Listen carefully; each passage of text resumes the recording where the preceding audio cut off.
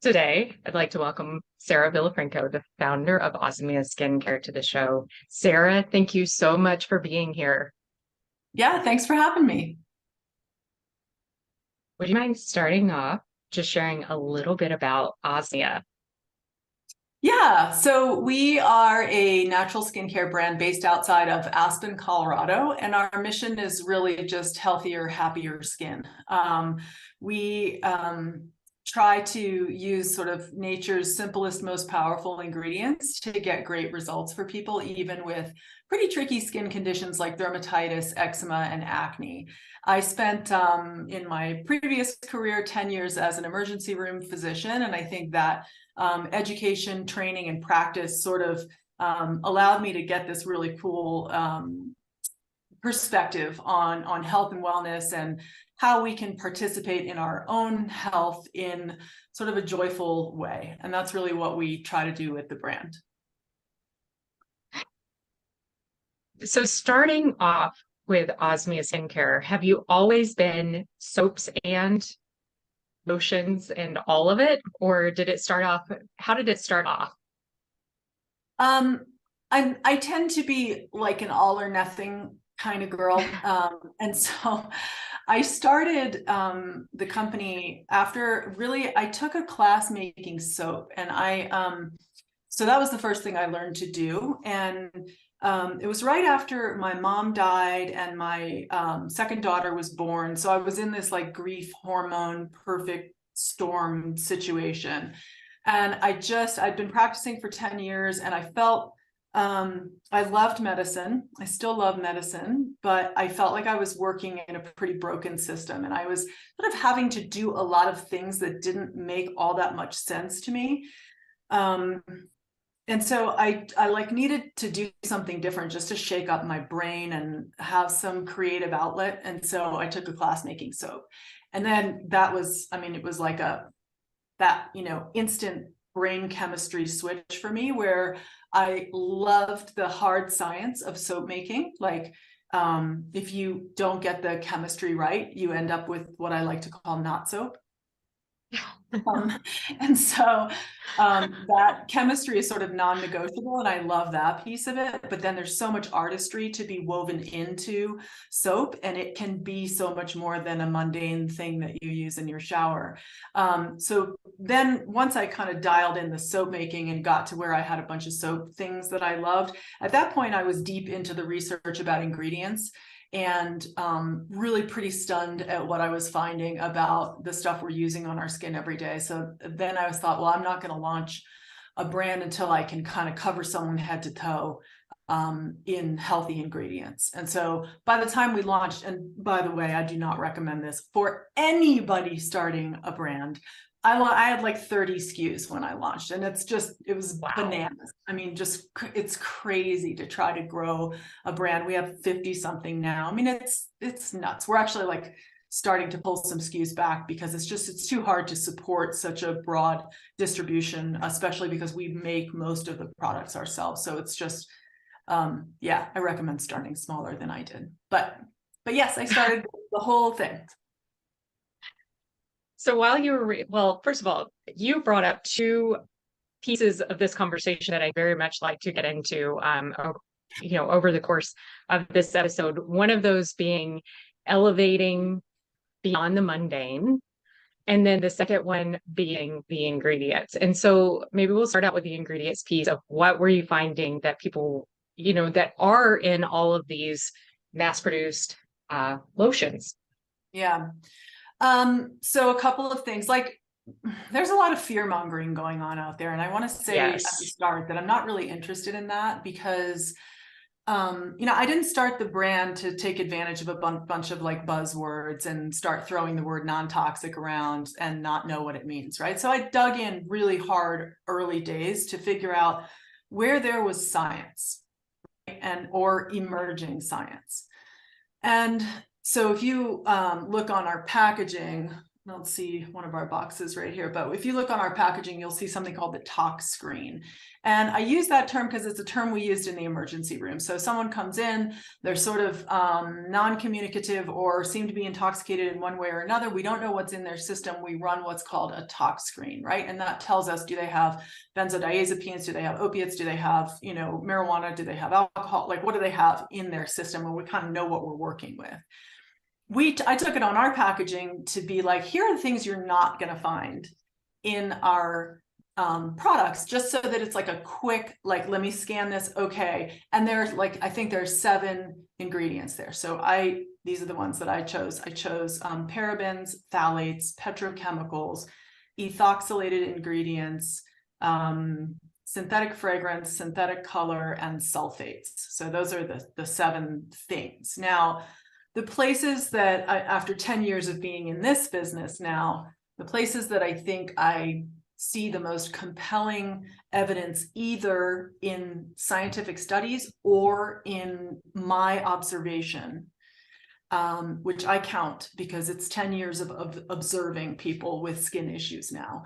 The places that I think are the most important are parabens from a scientific standpoint, and ethoxylates from an environmental standpoint, right, and sulfates from a skin irritation standpoint, and synthetic fragrance as well for the irritation, both skin irritation and just general systemic irritation. Those are sort of the things where I'm like, okay, your eczema is not getting better until you get rid of synthetic fragrance and sodium lauryl sulfate. It's just not going to happen. Like, it might get a little better, but as long as you are continuing to assault it on a daily basis by wearing clothing that you've washed in Tide, it's not going away.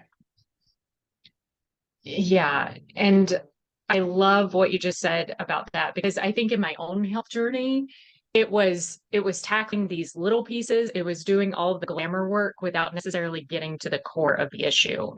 So I really love that you mentioned that. I think just anyone listening, the ingredient that or the class of ingredients that you just listed that maybe they're not as familiar with would be ethoxylates. Yeah, so I'm sorry, it's such a dorky, like, scientific word, but it's essentially anything that has been ethoxylated. And what basically, you have a skincare ingredient. Let's say it's something that a really, really common one is phenoxyethanol. So phenoxyethanol is a preservative that's very effective preservative. And I want to be clear, I think skincare, if it has a water component, must be preserved. I'm not an anti-preservative person, because that's dangerous, right? It has to be preserved, but it can be done so with pretty healthy ingredients. And I'm also not saying phenoxyethanol is going to give you cancer. So I want to be clear about that too. But phenoxyethanol is an ethoxylated petrochemical. So it falls out of our formulas for those 2 reasons, not so much because there's been a ton of sort of scientific evidence showing that it causes disease in humans particularly. But to your question about ethoxylates, it's just it's been treated, whatever the ingredient is, it's been treated with ethylene oxide, which is, by the way, a carcinogen.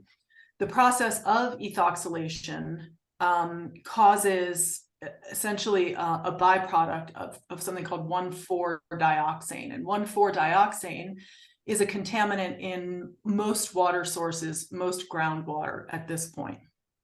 And it has it's maybe a carcinogen and definitely a mutagen, meaning it causes mutations in smaller species like fish and frogs and stuff. And I kind of really care about the little creatures we share the earth with. And so that's really the reason that we don't use it, is just because of the environmental contamination aspect of ethoxylation. Okay. Yeah. Thank you for explaining that. Sure. And I also feel like in addition to those that you listed, the brand itself goes beyond that in assessing ingredients just for their bioaccumulation as well. And for instance, here I'm thinking specifically about EDTA. Yeah, it never, there are certain things that like didn't even come into my thinking to use, right? Like, so there's Yeah. some stuff that's like not in our talk screen that, you know, that isn't shown on our packaging, but that just didn't even occur to me to use because I was like, like, why would I? There's, you know, Yeah. there's just so many better options out there. Yeah. So, like silicones, that type of stuff, like, Right. I don't feel the need to use them. And so, yeah, there is a whole lot of ingredients that we leave behind, but, you know, not more just because I didn't really have interest in them. Okay. And I mean, and yes, I'm sure that I didn't find the evidence to be like, so the 7 that I chose, I had like hard studies that kind of made me Right. feel like this is a, you know, non-negotiable. The other stuff was more like junk food. I was like, Yeah.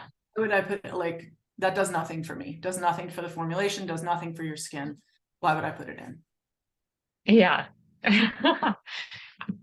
Ah, yes. And so the equating your skincare products to diet. This is actually one of the things that I love to do. And I love that parallel that you just drew there by, equating silicones to junk food. It's quite a beautiful analogy. It's a simple analogy. I mean, it's a car.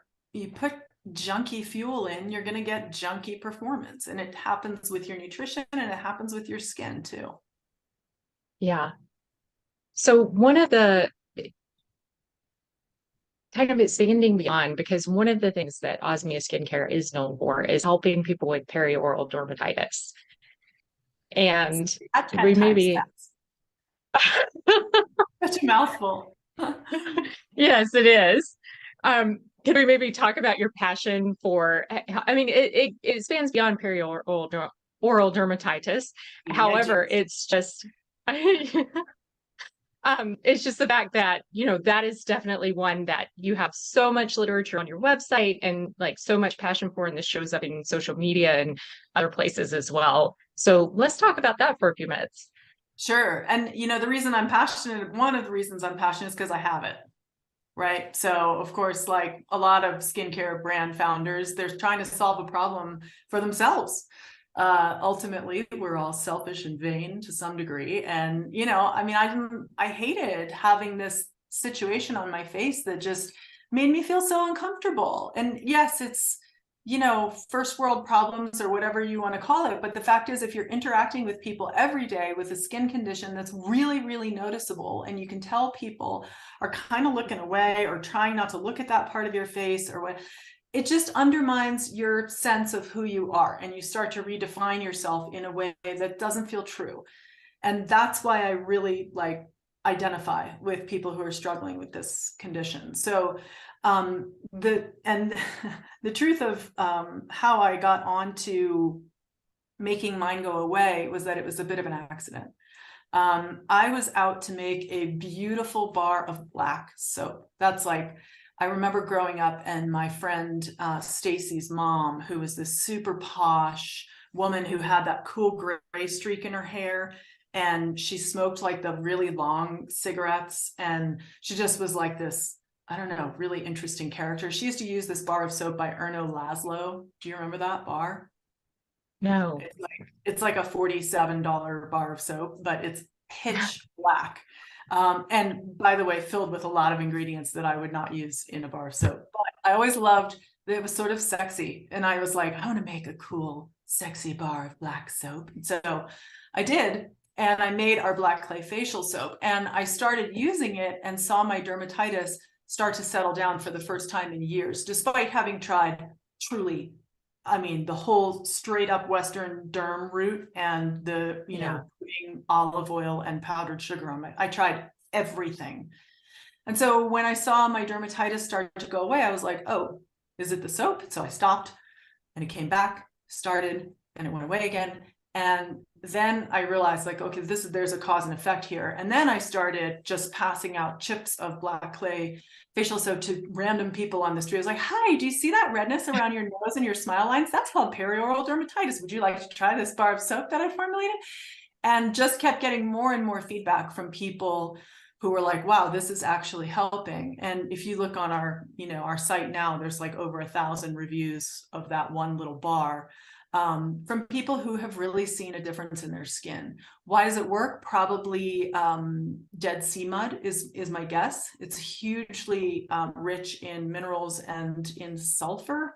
And sulfur is both anti-inflammatory and antimicrobial. And I think it just takes things down a notch. So when I figured that out, then I thought, okay, well, I had been testing every like oil known to the planet on my face because I wanted to know exactly how each one sat on your skin and how it penetrated and how long it lasted, and kind of, be able to really understand how these oils felt so that I could use them in combination in a way that made a lot of sense. But it turns out PD does not like oils at all. And so I realized the more water-based things I was using on my skin, the happier my skin got. And that's when I developed Purely Simple Face Cream as a, sort of, it's not water, but it's aloe, which is water soluble, as the main ingredient. It has a lower percentage of oils than most creams have. And so that's why that product seems to help dermatitis in a lot of cases as well. So, and then, like I said, I mean, you have to make other lifestyle changes. And that's the piece that's sometimes really hard to get people onto, especially if they don't have much of an interest in natural stuff, right? Like if they're full on, I love chemicals, I'll put gas on my face if you tell me it will make me look younger. Like and sometimes those folks end up with PD too, and they don't want to give up their laundry detergent or their perfume or their shampoo and conditioner. And I'm like, you have to make all of the changes if you want to not struggle with this for the next 2 decades of your life. Like if you want it not to come back every single time it has an opportunity to. Yeah. Yeah. Let's kind of switch gears and talk about the word osmia. Yeah. Also a nerdy medical reference. And it was pre-COVID. I started the company in 2012. And I was looking for something that, was a word that was sort of nice to say and was a little different. And I was looking through medical words and I came across the word anosmia, which is the inability to smell. And people know that now because of COVID. If you're pregnant, you often have hyperosmia, where you can smell things from a mile away. Sometimes certain brain conditions can cause a situation called parosmia, which is an altered sense of smell, where you smell like truck fumes or cigarettes or something. But there wasn't a word that was just osmia. The only place it existed is as a genus of bee.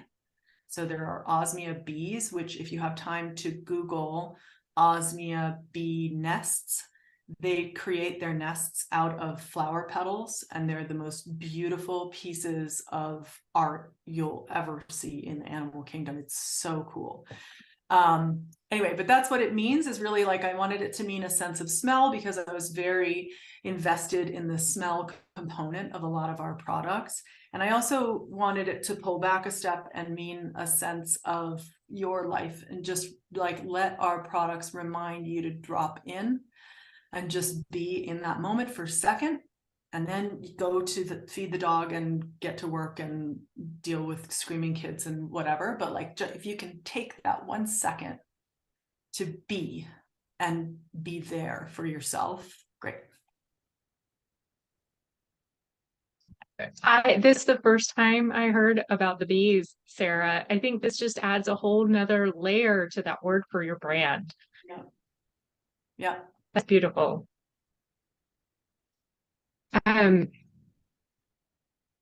So, okay, speaking of osmia,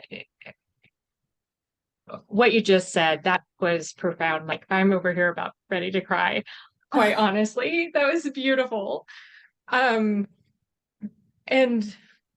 with the Osmia products, because that fragrance is such a signature of the brand. And here, when we're talking fragrance, of course, we're talking those essential oil blends and this aromatherapeutic part of the brand. I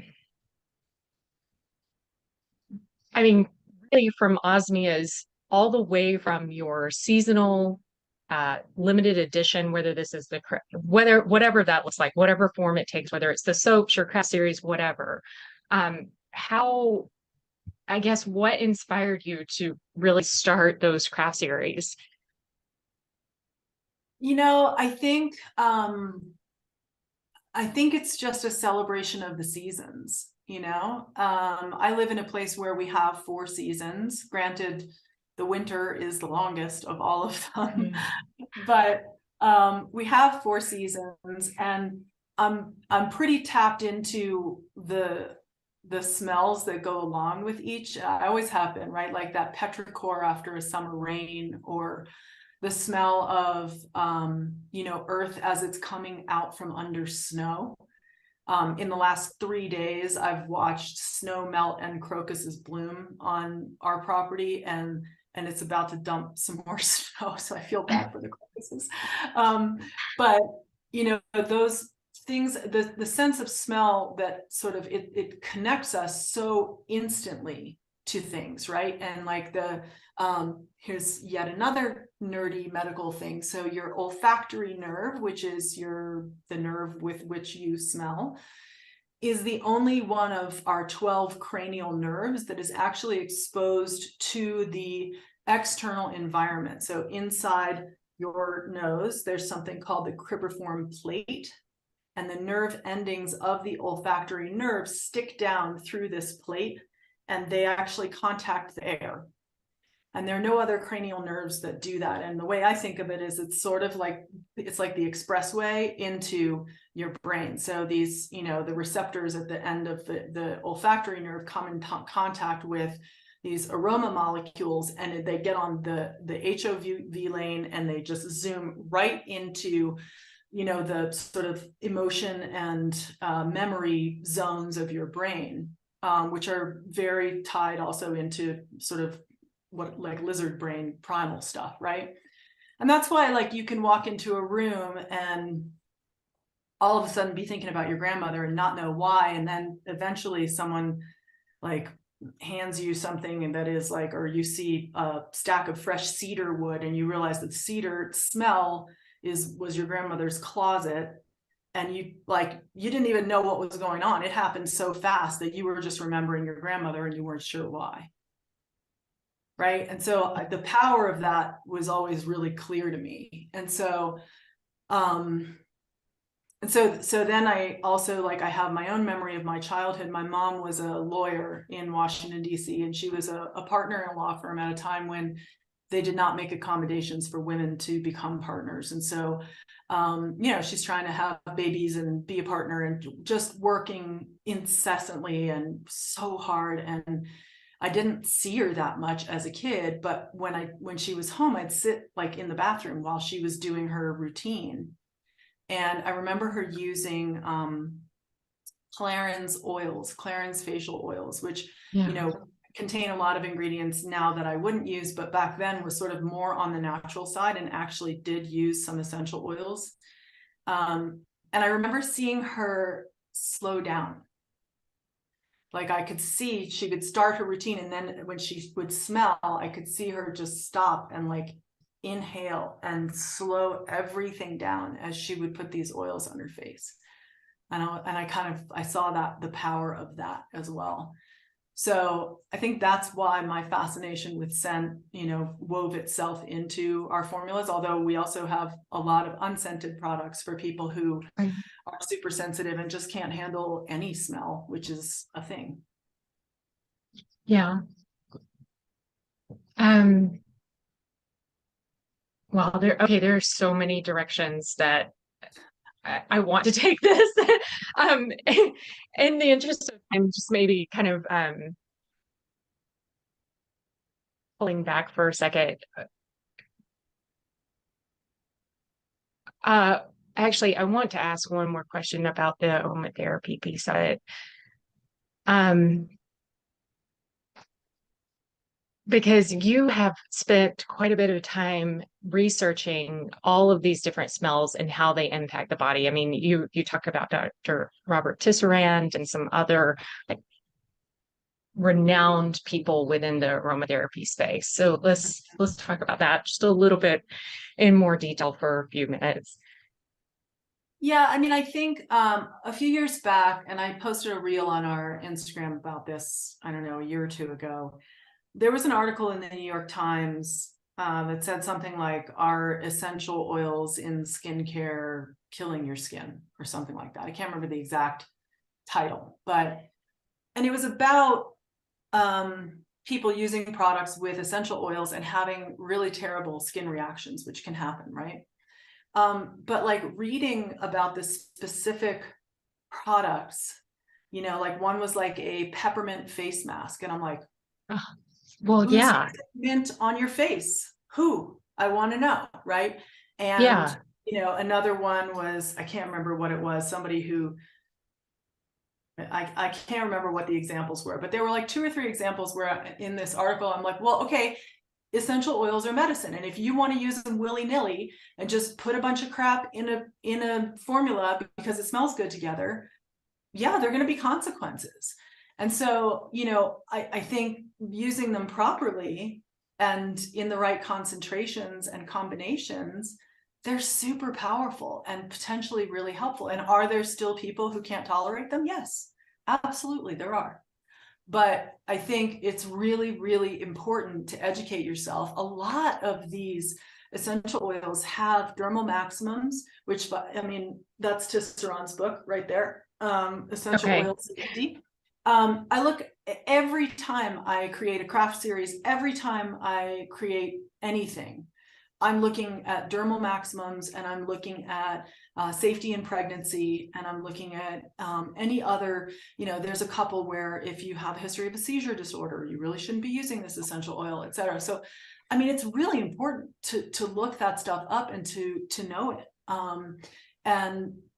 And so, yeah, I think that's a piece about a lot of the smaller brands started by people who don't have a scientific background and who are really passionate about plants, and that's a beautiful thing. But you have to be a scientist when it comes to skincare formulations, because you can cause a lot of trouble for people. yeah. And thank you for bringing up pregnancy, because that was something else that I wanted to talk about. So this is something else that Osmia Skincare does a great job of listing out which essential oils are safe for use during pregnancy. You have several blog posts on this, and it's something that you talk about. And then in addition, you mentioned that you have entire fragrance-free lines for people who are sensitive to smells for any reason. Right. For the pregnancy piece of it, by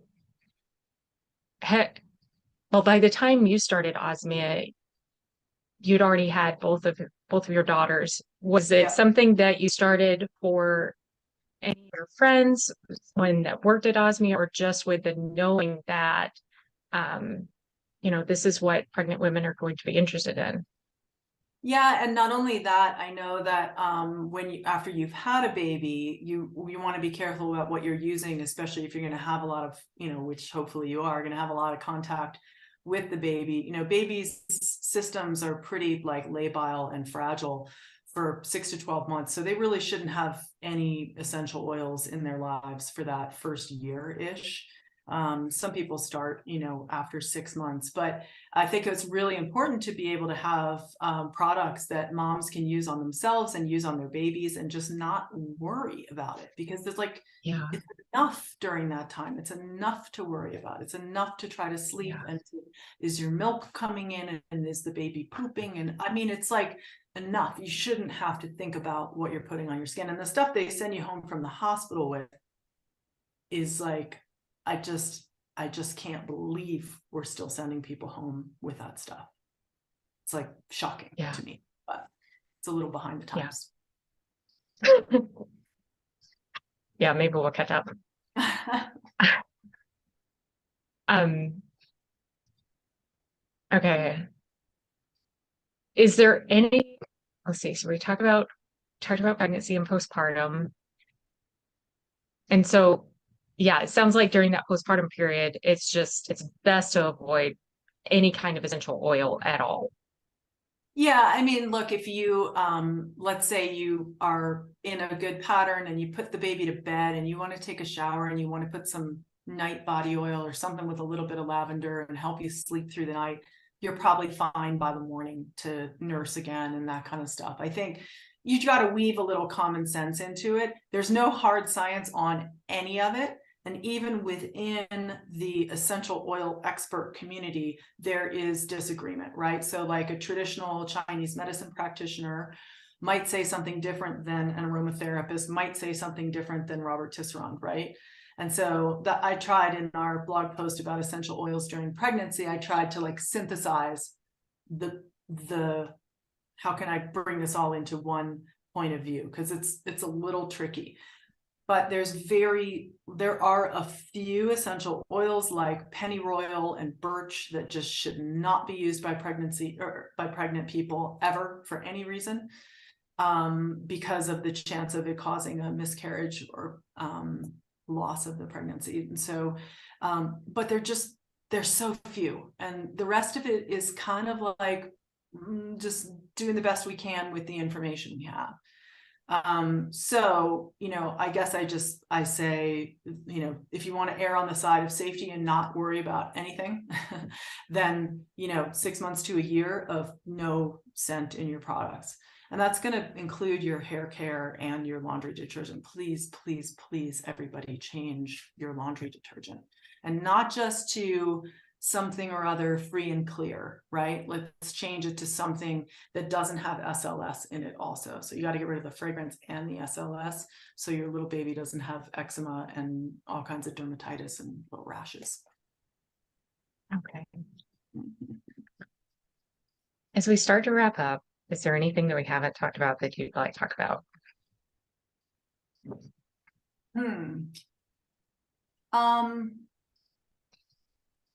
I sort of was looking a little over your background, and it's I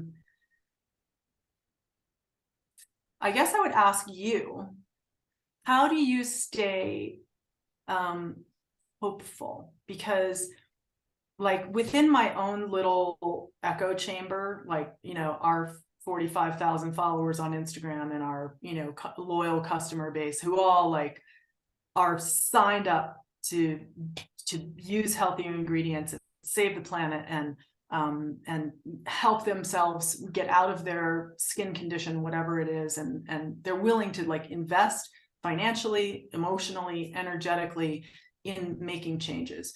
But then like it's like you take one lap through any major airport and you're assaulted with so many synthetic scents and so people with just such an array of people using products that are just so terrible for the world and their health. And sometimes like after 10 years in the industry, like I'm still here with my little megaphone, like, trying to spread the word, but it's like sometimes it feels really hard to make change and to get people on board to help themselves. So I guess I'm asking you how you stay hopeful about that, and if you have any, and because you work in a world that is linked to chemicals, right? And so, yeah, any thoughts you could share about how we continue to share education and create meaningful change in a way that feels positive and good to people? Oh, that's a great question, Sarah. So I think part of it is, yes, my day job is in pharma, and I myself have had this incredible, just looking back over the history of my life, I've had my own incredible transformation from where I started as very much reliant on Western medicine from the get-go, like from birth. My mom had to have a C-section. The umbilical was wrapped around my neck twice. So I was very, very reliant on Western medicine for the first, I would say, 4 decades of my life, and very much let myself be gaslighted by what Western medicine can provide. And here, I'm not saying that Western medicine should be thrown out with the bathwater. Mhm. But there's also this huge divide between where Western science is, which is so much farther ahead than Western medicine, and where Western medicine is. And then there's also all of the money that comes into play. But what keeps me hopeful is grassroots movements. It's people like Mike Gaskins, who wrote In the Name of the Pill, just talking about the dangers of birth control and really bringing that to light. And it's looking back and thinking about where I was and where I am now, in my own life, and having that as something that I can really connect to and say, it's like I have had my own awakening. And I think that awakening is possible for each and every person on the planet. Mhm. And it looks very different for every single one of us. I know my sister is still in the throes of sleep. I feel like she's very much anesthetized now. Um, to what to just yeah, where we are, what